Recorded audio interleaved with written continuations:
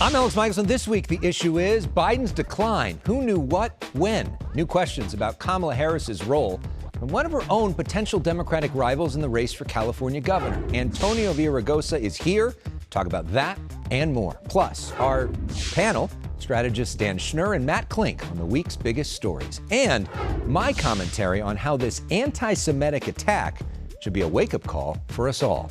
Broadcasting across California, you're watching The Issue Is. Eligible for what I've been able to do with the with the COVID, with dealing with everything we have to do with, look, if we finally beat Medicare. Thank you, President Biden. Was President Biden's debate performance just one bad night? Or was it something that was often seen behind the scenes at the White House? The new book, Original Sin, by Jake Tapper and Alex Thompson, argues that debate was not an aberration. And there was a concerted cover-up by the Biden team to conceal his condition from the public. Biden's vice president, Kamala Harris, could be a candidate for California governor. His Secretary of Health and Human Services, Xavier, Becerra, is already in the race. Also in the race, Antonio Villaraigosa, who is raising questions about what his fellow Democrats knew. Antonio Villaraigosa is, of course, the former mayor of Los Angeles and former Speaker of California's Assembly. He joins us now. Mr. Mayor, welcome back to The Issue Is. Alex, good to see you. Great to see you as well. So what is your main point about Original Sin? Well, as you said it, people have called it a cover-up, a conspiracy of people, a coterie of advisors, cabinet members, the vice president, all of whom participated, watched him every day, and saw his deteriorating health and kept it from the public. And so I've asked a simple question. What did you know? When did you know it? And why haven't you said anything?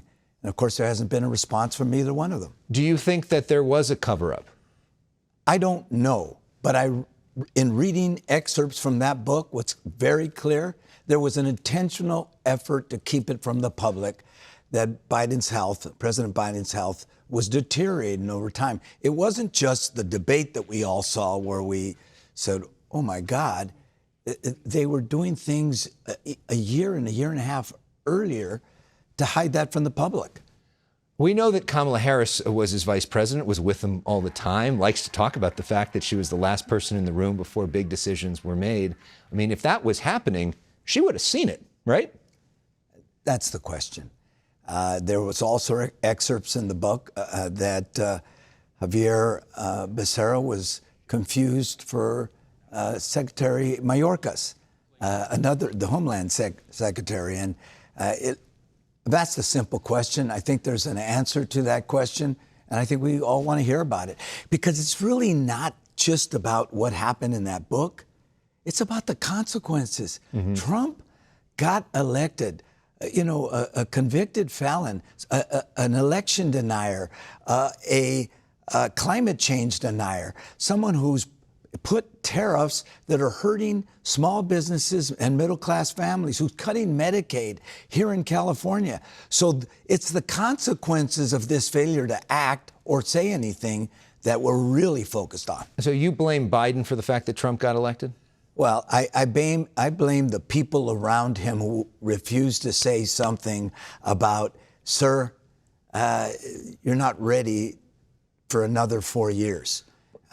It's clear from this book that they intentionally kept it from the public. I mean, obviously, you're mentioning Kamala Harris and Xavier Becerra, both of whom are probably your two biggest rivals.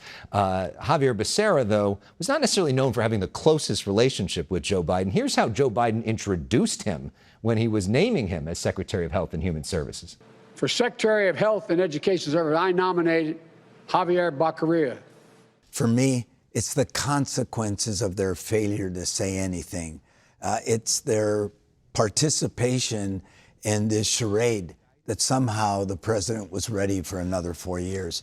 You know, there's a lot of Democrats that are going to watch this and say, we're really concerned about what the president now is doing, and that all this time talking about Joe Biden is distracting from what the president now is doing. They point to the fact also that this could be a risky strategy for you. I mean, Kamala Harris won California big, Joe Biden won California big, and there's 25% more Democrats in this state than Republicans. I mean, could this be a risk in bringing all of this up and maybe not the smartest strategy.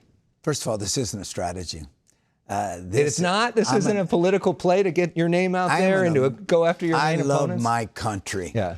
And we just elected a man who is a threat to our democracy, who has done everything he can to undermine our economy.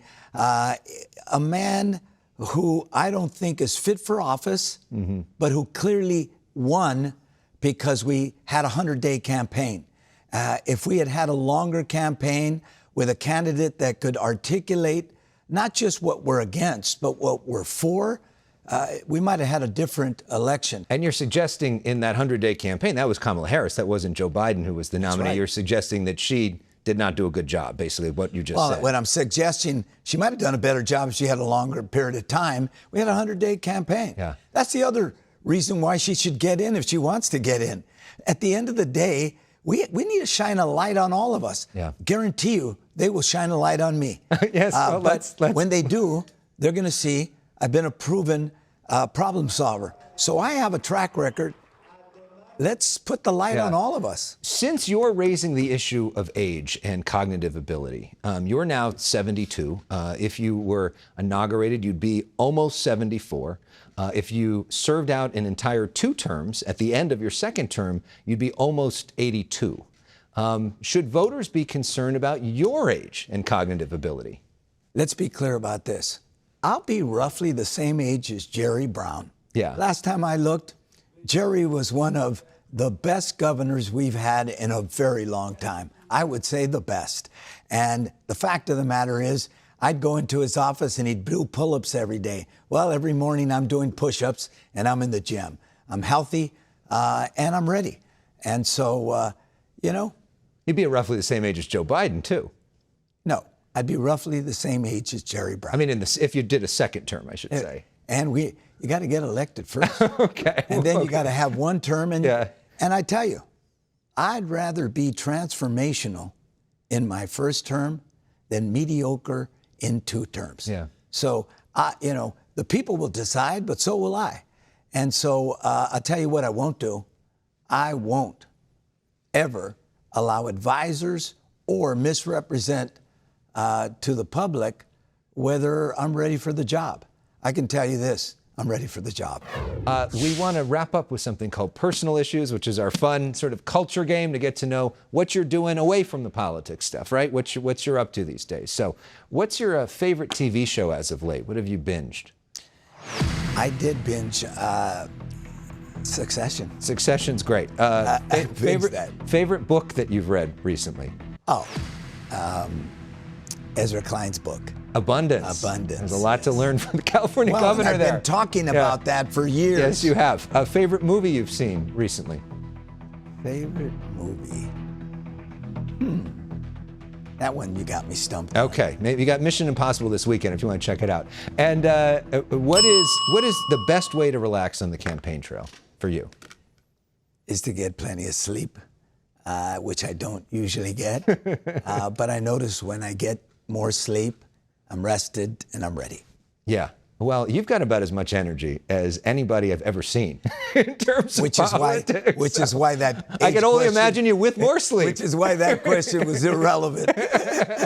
All right. Mayor Villaraigosa, great to see you. Good to see you. Thank you so much. Appreciate it. We got our panel, Dan Schnur, Matt Klink, when we come back.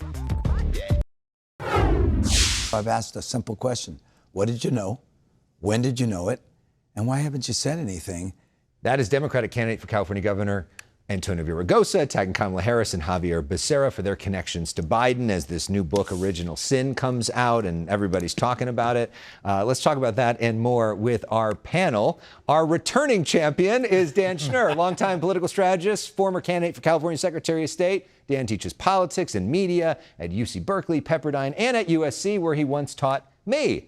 And here for the first time is Matt Klink, owner and founder of Klink Campaigns. Matt has been in the campaign business for about 20 years, largely working on Republican campaigns. Welcome to The Issue Is for the first time. And Dan has literally been here since week 1, since our first ever show. So it's nice to have both of you. So Matt, we'll start with you. You just saw Antonio Villaraigosa here. You saw him going after Kamala Harris. What did you make of what he's doing? I think it's really smart on his part. Look, we're a long way off from even a June 2026 primary. He's making news right now. If you want to be the top dog, you can't ignore the person with the highest name recognition, which is Kamala Harris right now. He's got to draw her either in or out of the governor's race, and it's a great way for him to do it. And he's got Xavier Becerra as like a secondary supporting cast member, which he needs to fight for the Latino vote anyways. Yeah. Your thoughts on it? I agree with Matt on this, Alex. He's been involved at a level of politics that no one in the race other than Harris has. And this strategic decision, is that the kind of thing that a veteran politician is going to make? Yeah. Is there a risk, though, because the state is so Democratic? There is a risk. And I think you made a good point a moment ago. He was very, very smart to include Becerra in his charges. If he just talks about Kamala Harris, then it's him picking on her. By making it about both of them, as you said, not only is he competing with Becerra for the Latino and Latina vote, but it also makes it less personal, less mano a mano, and that offers him a little bit of protection. Well, and it's a lose-lose for Becerra, too, because either says, I had no clue, okay, so you're out of the loop. Or, well, of course I know, but I didn't say anything, bad or worse. Right. It's already been reported that Biden's White House staff, his palace guard, didn't even expose him all that much to the cabinet. So Becerra has some deniability. And to be honest, let's agree that most normal voters don't know what a Secretary of Health and Human Services is anyway. Everybody knows who the vice president is. And they know that with the exception of Joe Biden's doctor and his wife, no one should know more about his health than his vice president. This is a very, very difficult problem for Kamala Harris. It's not going away. You think it actually hurts her, though, in running for governor of California? You think this is something that California, largely Democratic electorate, cares about? I do, because if you look at the field of Democratic candidates, it's not going to be easy for the average voter to differentiate between their policy positions. But Harris represents now something that they don't like about politics. The idea that something important about the health of the President of the United States was kept from them.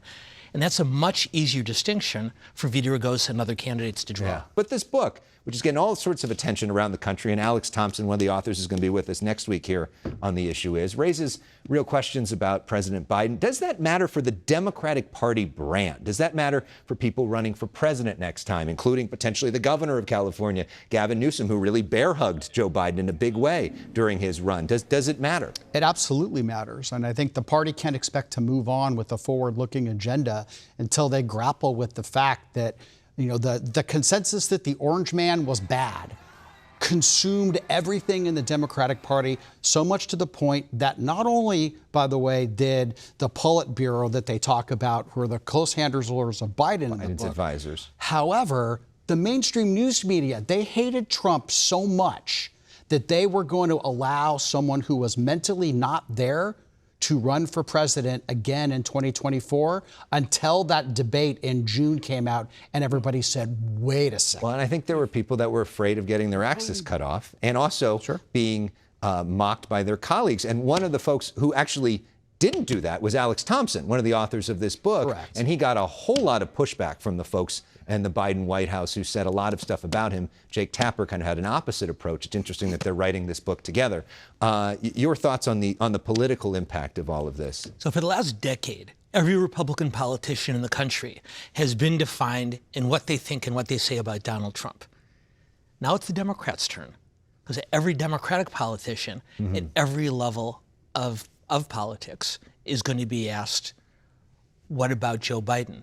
And the closer you get to Biden, the less deniability you have. So it's interesting to see all of these Republicans who are now blasting Democrats for the way that they didn't criticize Joe Biden in real time, who are now not criticizing Donald Trump in real time about anything. I mean, it is hard to imagine that if Joe Biden or Barack Obama accepted a plane from an Arab country, that Republicans would not say anything about that, right? That'd be a huge, huge issue. Do you think that there's some of this happening on your side, too? Alex, you mean there's gambling in Casablanca? I'm shocked to find that gambling is going on in here. You're winning, sir. Oh, thank you very much. Politics is hypocrisy. That, of course, the Republicans defended Donald Trump, and they're going to overlook the acceptance of a massive, was it, 787? I mean, you thing. think that's a bad thing? I think it's a horrible thing. Okay. I mean, they can make it safe. I don't believe all the security stuff. That's irrelevant. Except somebody is going to want something for it. Yeah. And I mean, you don't just give someone a plane and say, "Cool, keep it. It's yours." Yeah. The Qataris are going to want something for that.